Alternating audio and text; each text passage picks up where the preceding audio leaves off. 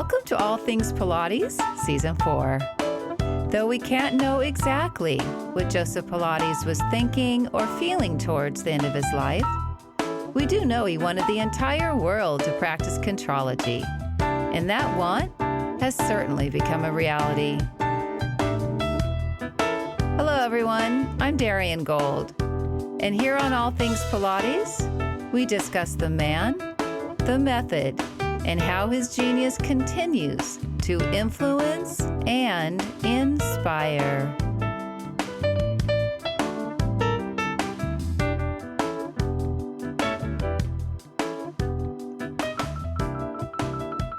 There is no machine that man has invented that can compete with the complexity of our own human spine. The spine is a masterpiece of science and art, a pillared tapestry of bones, muscles, joints, nerves, and connective tissue. But sometimes our spines fail us. They either can no longer keep us upright, or disease has decreased normal range of motion, or there is simply the pain of wear and tear.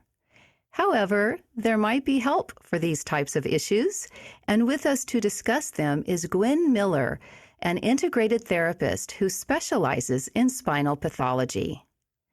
Gwen has developed, written, and taught an array of continuing education workshops and courses on various spinal pathologies, such as scoliosis and osteoporosis. She conducts classes on balance, stabilization, and interval training. Gwen is a continuing education provider through the Pilates Method Alliance, NACPT, American Council on Exercise, International Association of Yoga Therapists, and Yoga Alliance. Now, Gwen is also a published author. North Atlantic Books, a subsidiary of Penguin Publishing, will release Gwen's book in May of 2023. Gwen's book, Safe Movement for All Spines, is a guide to spinal anatomy and how to work with 21 spine and hip conditions. Hello, Gwen. Welcome to the show. Hello, Darian. Thank you. I'm happy to be here. Gwen, right off the top, will you explain what spinal pathology is? A spinal pathology is any condition that impacts the normal functioning of the spine. And this can be, as you mentioned, a disease process, a wear and tear process, trauma, such as an injury. And there are many different types of spinal pathologies that can impact the human spine and our movement.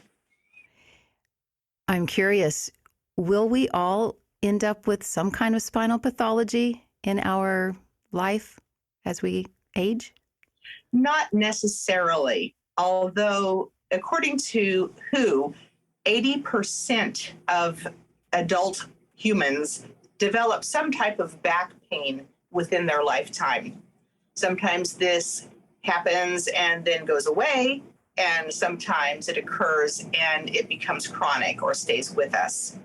So back pain is not necessarily a correlation with an injury or a wear and tear. However, these do make up a great proportion of people who have back pain.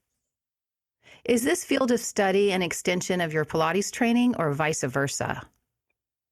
This field of study is an extension of all my training. I became fascinated with spinal pathologies very early on, both due to my grandmother's diagnosis of osteoporosis in her 70s and seeing her suffer from the effects of, they just didn't really know what to do back in the 1970s for someone who had osteoporosis. They knew exercise, but not enough. And in my 40s, I developed degenerative disc disease and degenerative joint disease in my spine due to a lifetime of being overweight and having poor posture. So I have a very personal interest. I've been fascinated with how we can move and how we can move safely and well and without pain to help heal and retain and reinvent our quality of life through movement for people with impacted spines. Who is the readership for your upcoming book, and what do you hope the reader gets out of your book? The readership, my intention is everybody. My intention is that anyone who has a spinal, sacral, or hip variant or pathology can pick up the book and can understand what is happening with their body via understanding the diagnosis that they've been given, and that teachers, medical doctors, physical therapists, anyone who picks up the book in a clinical setting can use it as a resource guide for those conditions and refer the book to their clients or patients to be able to use it as a guideline for movement. This would be including Pilates instructors and yoga instructors.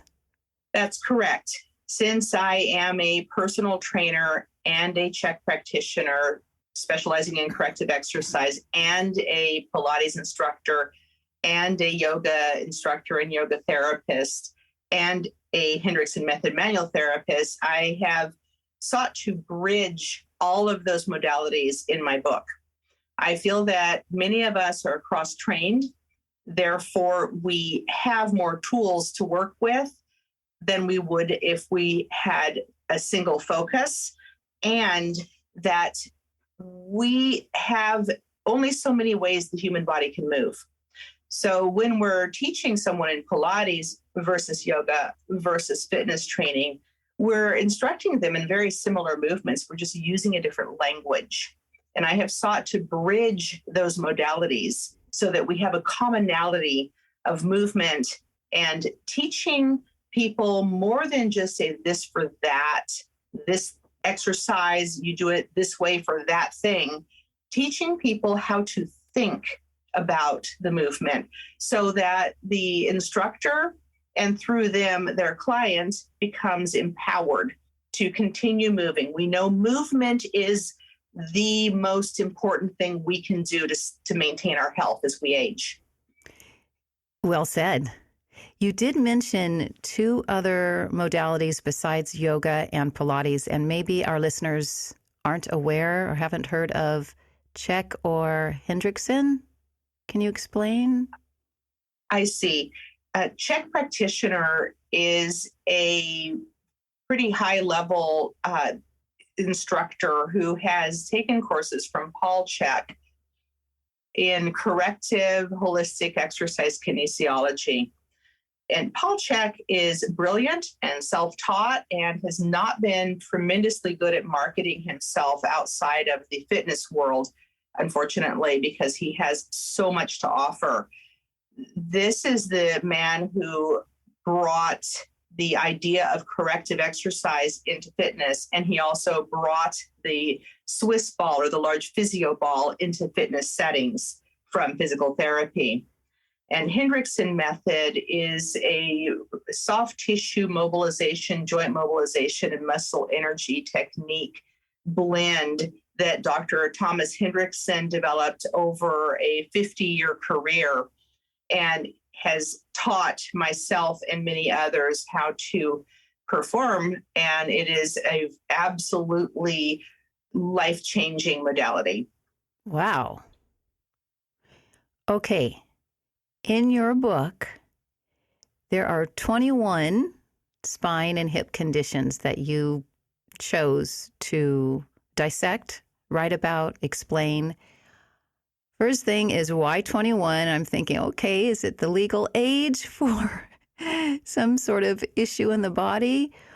Why 21? And then can you give us perhaps a few examples of these conditions and how you would help with these? Okay, so 21, there was no intention on my part of coming up with that number. That was the publisher. The publisher and their experts in getting books out into the population, they like numbers. So I went through and counted what I had written about it, added up to 21. And actually, by the time the book comes out, it's going to be more like 23 or 24, because now I'm going through the copy editing process, which is a lot of fun. I don't remember the second question. Sorry, Darian. What was it? Can you give us some examples of these conditions and how your book addresses them and how you would help with these conditions? So the conditions include disc herniation and derangement, osteopenia, and osteoporosis. These are what I call flexion intolerant spinal pathologies. In other words, the general guidelines that we all are aware of is to avoid flexion when someone has this going on. Then we have what I call an extension intolerant spinal pathology group, which is spinal stenosis, spondylolysis, spondylolisthesis, ankylosing spondylitis. And these are ones that could cause pain or even worse, create harm if someone goes into extension, which is the opposite movement of the spine. That would be back bending. Then I also have covered hips, hip variants, not just hip replacements, but different structural variants in hips, sacral issues, SI joint dysfunction, which we sometimes know of as causing sciatica, and hypermobility, which was a very interesting chapter to write. I actually, in my research, learned a lot more than I thought I knew about. Share. Tell us. And then scoliosis. Well, so the book is structured so that I have an introduction that outlines the story of a real person who actually I know that has the condition in the chapter. So it's a personal connection. Story. Yes. And it starts out with, what is it?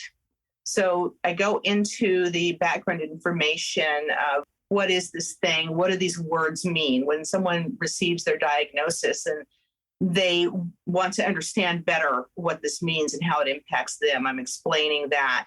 The what do I do section has some general guidelines that can be extrapolated into life and movement. And there are sample exercise section that comes next that a person who has the condition can safely use to begin exercising. And also this can be copied off and given to clients by practitioners, Pilates, yoga, fitness instructors. I want to make it easy for everyone. The ADLs, there's activities of daily living that get into things like functional movements, even how do you sleep? What is a recommended sleeping position? That's a huge deal. And there are red flags and assessments for instructors to use with clientele, and rules of thumb and props to use with the people who have these particular issues. And then specific examples from Pilates repertoire, yoga poses, and fitness exercises for the person, things to modify or avoid and things to emphasize, so that we can develop a red thread between the different modalities and also a way of thinking about, in general, what ranges of movement or activities are not good and which ones are. So the end of the book actually has a small chapter on what to do if you have a client or you're in a body where the diagnoses seem conflicting. So what if you have spinal stenosis with a disc bulge? Right? How do you make that decision on what to do? And if you have a scoliosis. Okay, wait. Let me stop you right there. Okay. So a stenosis would inhibit you from doing extension, but a herniated disc would inhibit you from doing flexion. That's right. So now we have a conflict of how do you treat, this person in your studio? And I don't want to use treat, it's a medical term, but how do you work with this person? So I have a chapter on just outlining a way of thinking, a framework that up-levels the practitioner's use of the information to be able to make a decision tree on what is the priority. So in very simple terms, the priorities will be, which one will cause harm if it's not dealt with as the priority. So in a disc bulge versus stenosis issue, the back bending and stenosis will cause pain, but likely not harm. Forward flexion in a disc bulge may worsen the disc bulge.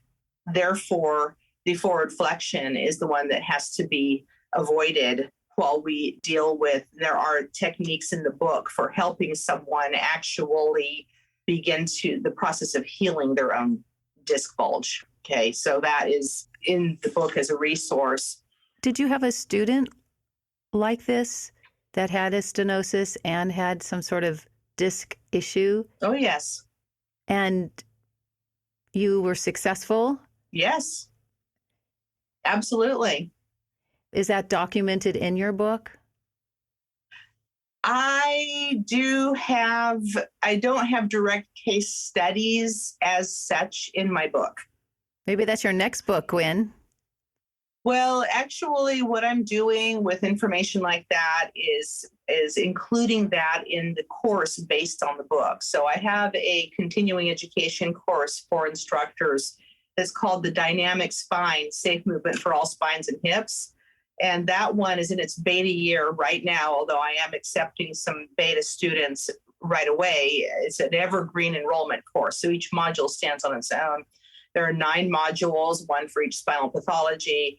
And when I'm teaching the course, I'm adding in information like that is more, it's a higher level for teachers that are interested in the course of study.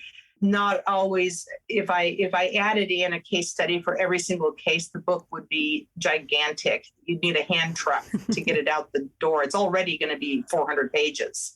So in addition to the information in the book, though, I do want to mention there are thumbnail photos of the exercises, and I am filming exercise videos that will be on a website dedicated to the book. So if someone learns better by hearing and doing, for example, than visually reading, they can go on to the website, safemovementforallspines.com. There will be a password inside the front cover of the book. They purchase the book, and then they've got not only the book, but they've got these video resources. Wonderful. Yeah. You've been really busy, and I'm wondering when you had this idea to do this, because you were first, the impression probably from your heart space was your grandmother, correct? Yeah. And then your own challenges.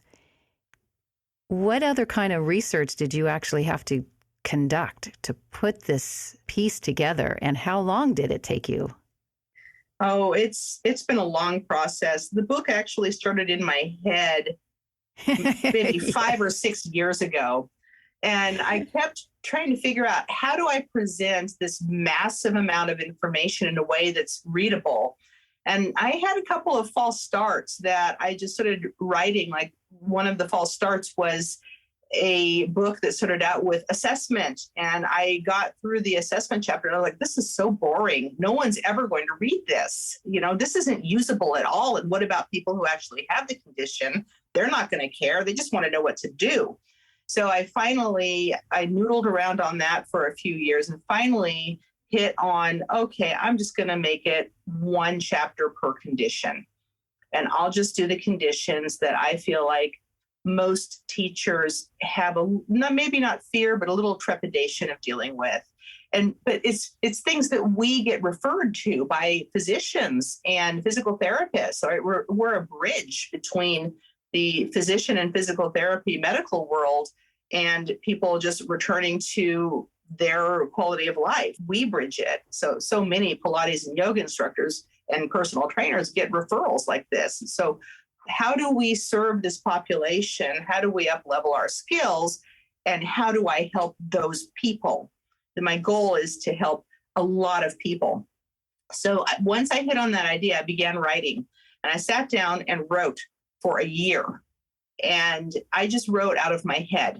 I just wrote what I knew.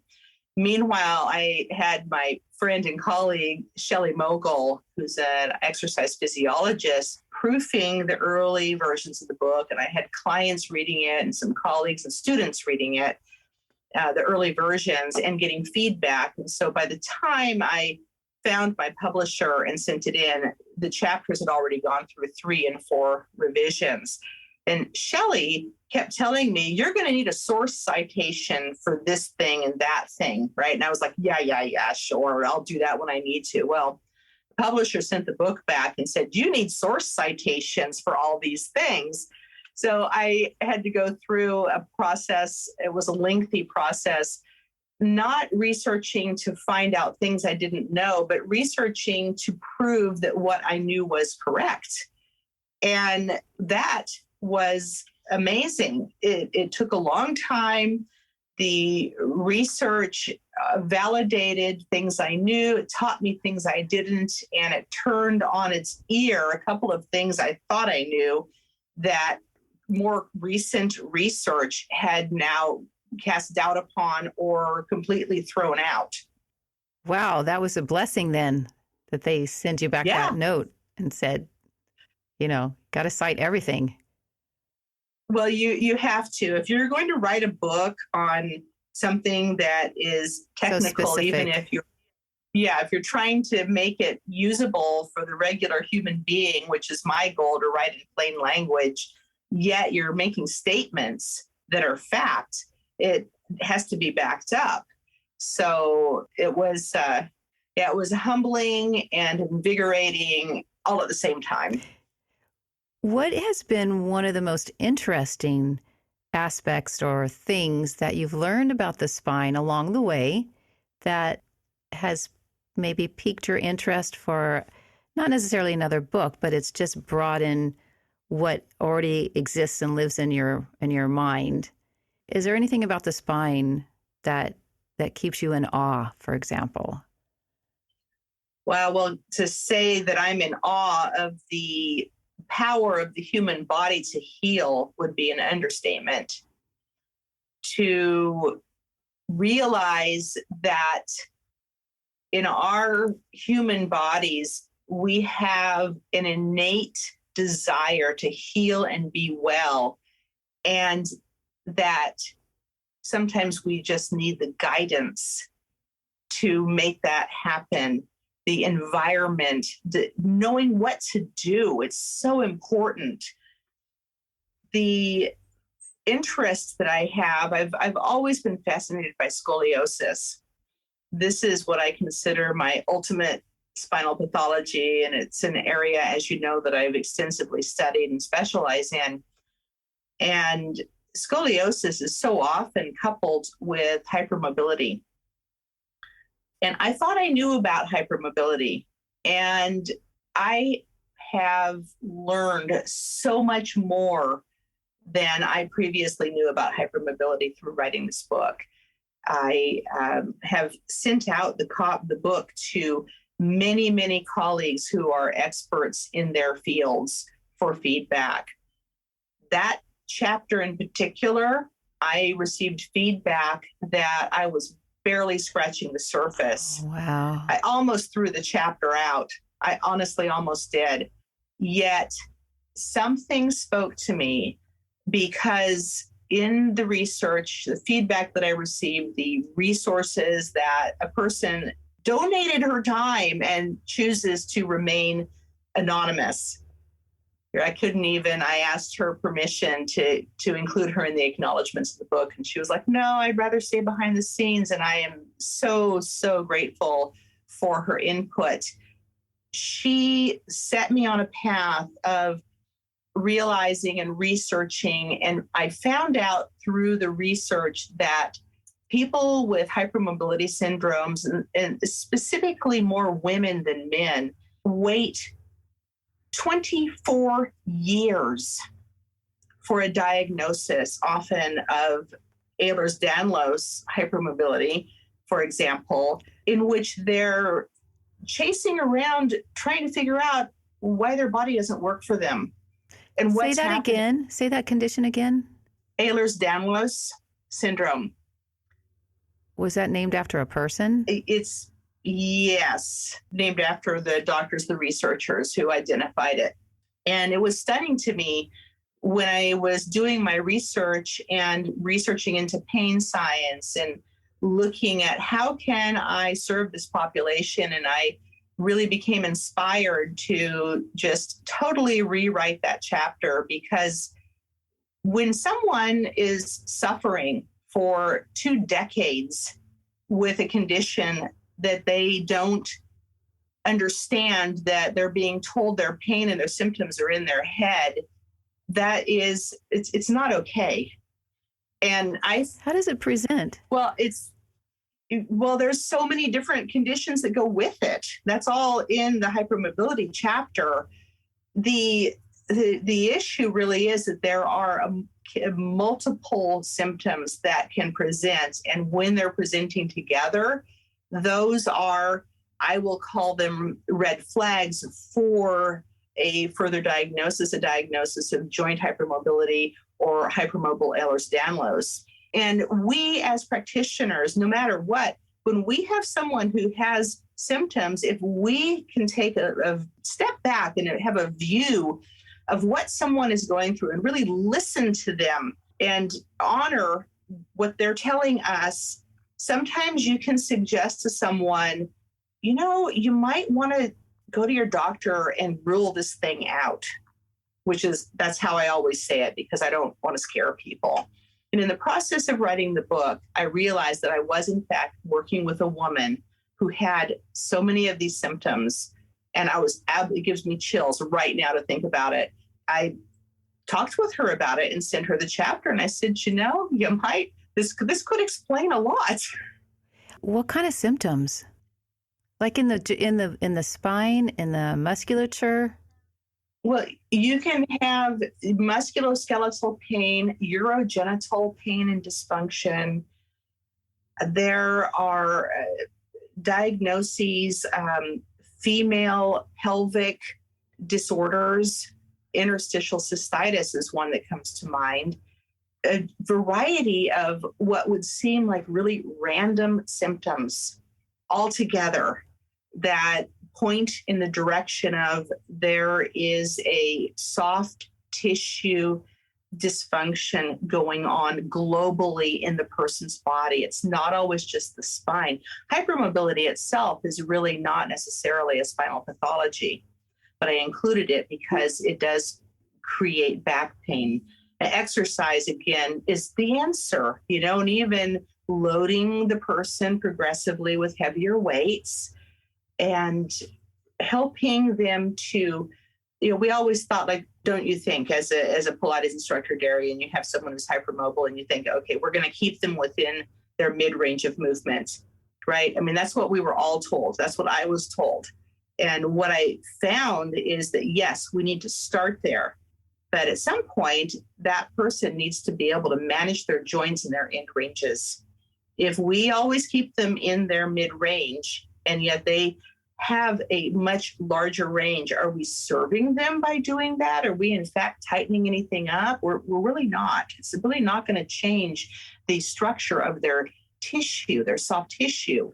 So we have them learn the movement in a mid-range, and then we allow them to expand into a larger range so that they learn to control their body and their actual range of motion that's available in their joints. So this was a huge discovery for me as an instructor. And it helps people feel better to be able to work and to understand the why, be able to move, to load their joints and get stronger and free of back pain. So the client that I was just telling you about earlier, since we've been loading her a little bit more, and I gave her some of the exercises in the book and working with her on that as a home program, she's having days where she has no back pain. It's wonderful. Awesome. It is awesome. Fantastic. Helping the world one spine at a time. Yes. And she's probably happier and happier, feels better in her body and more confident. Well, that's just it. That's just it. I mean, most of us will not be well known beyond our realm of influence. Most of us will be, just people will not know who we were after we're gone. But that doesn't really matter. If your work with someone helps that person so that they have a better life, maybe they're just flat out kinder to their children and their children grow up without a grumpy mama or papa. Who knows? That child could do something really phenomenal or not. Maybe they're just a happy person and we spread light into the world. But I do feel that our influence spreads like a ripple effect. And the more people that we can help, the better off everyone is, the more light we can give. Did you ever want to be a preacher? Did I ever want to be a preacher? I am an ordained minister with the Universal Life Church. I married, I was. I didn't know that. I was the officiant of a friend's wedding about, I forget, 8 years ago or something like that. So my mother was an ordained interfaith. Oh my God, it's just the vibe I'm picking up from you right now. My biological father is an ordained Methodist minister. It's in your DNA. I feel very, very strongly that the connection that we have with people is from the heart. We're all working to help people because we are all innately healers. There's no question. And where does healing come from? It comes from our heart. It comes from our connection with others. So when we work with someone, it's not just rote for us. It's coming from a deep caring. Yes.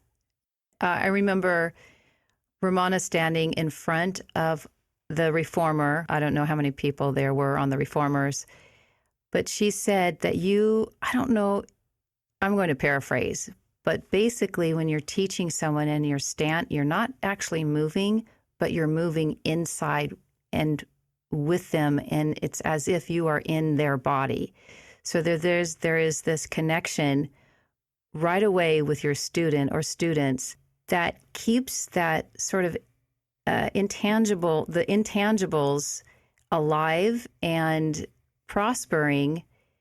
You can't always define it, but you are in the experience with the student. And because of that, it's a very organic process.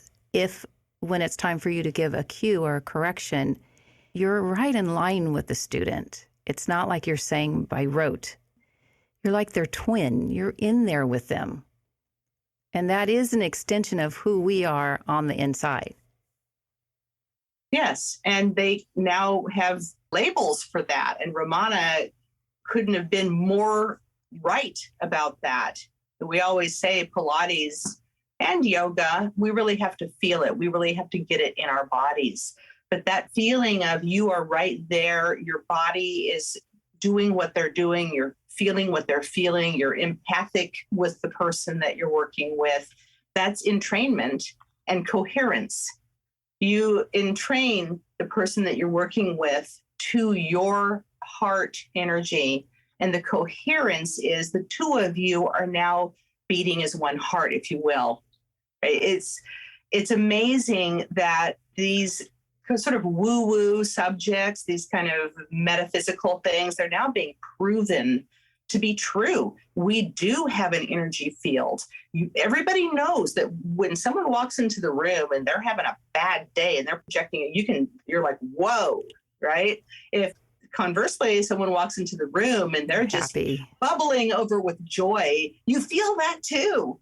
How do you feel that? That's their energy. That's their energy field coming to you. So all of that is true. And I think it's important for us to remember as teachers and practitioners and healers that we need to set our intention when we're working with others to make sure that we have the best possible intention and energy going into a session. Clean intention. Clean intention, yeah, please let my thoughts, words, and deeds be for the greater good. please let me help. Well, you definitely have preacher energy around you, for sure. It's beautiful, beautifully expressed. As always, Gwen. Okay, so your book, I'm excited. I can't wait to get it. Your book is going to be out next year, basically, almost not even a year, May 2023. Can people prepay or pre-register? Well, right now there's not an avenue to do that. But if someone wants to find out more about the book, be on an email list for the release, find out more about the course, I welcome amy to my private email address, which is gwenamy@sonic.net. So GWENAMY@sonic.net.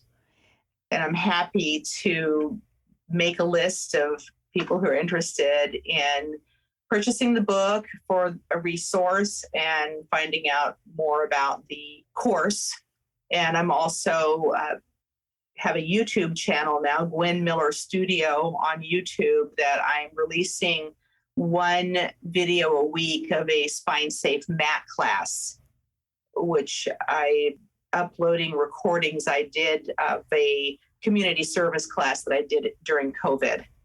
Wonderful. And are you on Instagram and Facebook? I am. I'm on Instagram as I don't think it's just Gwen Miller. She doesn't. And well, here's the thing: is I'm not super good at marketing myself, yes, like so many of us. Well, so I'm learning that, and I have someone helping me with it. Yes, right, one spine at a time. And my Facebook page is just my name, Gwen Miller. I also have a secondary Facebook page, it's Gwen Miller Studio, but I'm actually just active on the Gwen Miller Facebook page. Yeah. Maybe there's a way that you could create a pre-order field on your Facebook page. And then people could just go, because people, I don't know. I mean, I know from my own, I'm learning from my own redesign of my website. The website is sort of the hub, but people mostly are, it's either IG or FB, right? Right. That's so maybe there's a way that you could have this, a pre-order something, and people, I can't imagine after listening to you that people aren't going to just want your book and are willing to pay for it right now. Well, maybe you're going to sign the first 100 or something. Great idea. I'll talk to my website guy about it.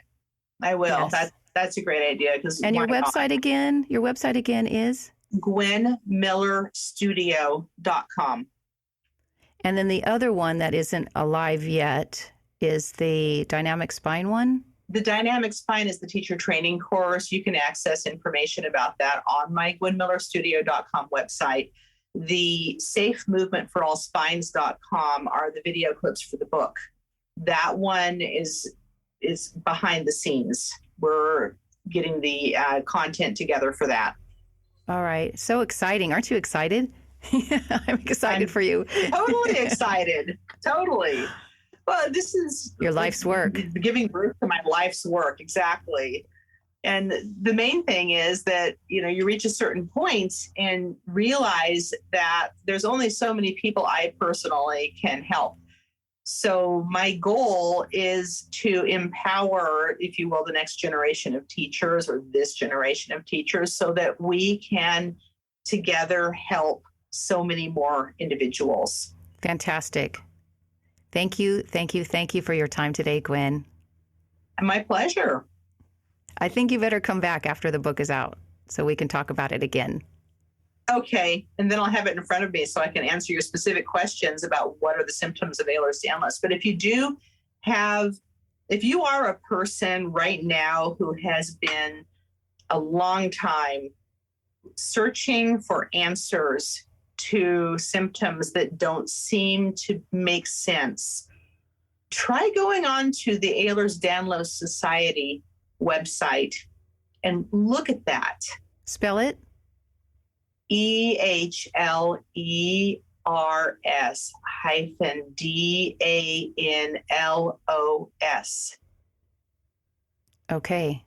And it's a website. You can Google that and you'll find the website. And they have a lot of information about, all the comorbidities, they call it, that go along with hypermobility and Ehlers-Danlos. All right. Great information. Thank you again, Gwen. My pleasure, Darian. It's always fun to chat.